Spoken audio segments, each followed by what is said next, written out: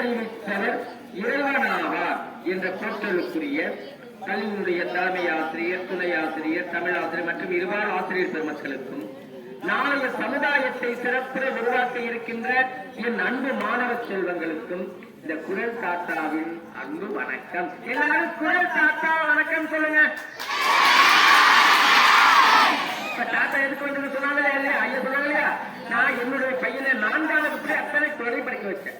தேசிய அளவில் குரல் திறன் போட்டியில கலந்து வச்சு துணை ஜனாதிபதி திருக்குறள் தேர்வு விருது வாங்க வச்சேன். இப்ப அண்ணன் இப்ப திருவாரூர் மத்திய பல்கலைக்கழகத்துல MA தமிழ் முடிச்சுட்டு PhD பண்ண ஆயிரத்தி இருக்கான். 2010 கலைஞர் 10 வாங்கிட்டான். சரி, அது எல்லா பிள்ளைங்களும் சொல்லிக் கொடுக்கணும். தாத்தா ஒவ்வொரு ஊரா வந்துகிட்டே இருக்கேன். இப்ப உங்க ஊருக்கு வந்து தாத்தா சொல்றது கவனிச்சு கேட்கணும். நீங்க எல்லா குரலையும் கற்பது கஷ்டம் வச்சிருப்பீங்க, கிடையவே கிடையாது. அதை சொல்றது தாத்தா வந்திருக்கேன். ஈஸியா படிக்கலாம், எல்லா குரலையும் படிக்கலாம். குரலை படிப்பது கஷ்டமே கிடையாது. அந்த பாடத்தை படிக்கிறது தாத்தா கவனிச்சு கேட்கணும். நீங்க சரியா? அதை எல்லா குரலையும் படிக்கணும்னா அதுக்கு முன்னாடி திருக்குறளை பற்றி அடிப்படை உங்க எல்லாருக்கும் தெரியணும். அதனால தாத்தா கேள்வி கேட்பேன். திருக்குறளை பற்றிய கேள்விதான், பயப்படாம பதில் சொல்லுங்க. தெரிஞ்சவங்க சொல்லுவேன், பெரிய பிள்ளைங்க உங்க எல்லாருக்கும் தெரிஞ்சிருக்கா இருந்தாலும் ஒரு நினைப்பு பார்த்தேன். தாத்தா கேள்வி கேட்க போறேன். தாத்தா சொல்லி கொடுத்துறேன். சரியா? கேள்வி கேட்கலாமா?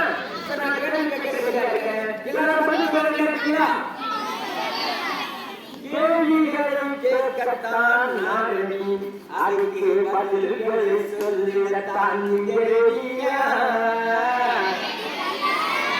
குரலை கட்டுவதை சொல்லித்தர குரல் அத்தனையும் கட்டிடத்தான்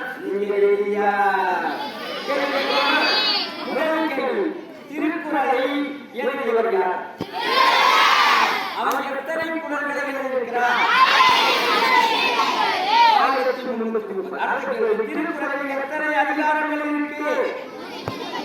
133 அதிகாரங்கள். அடுத்த கேள்வி,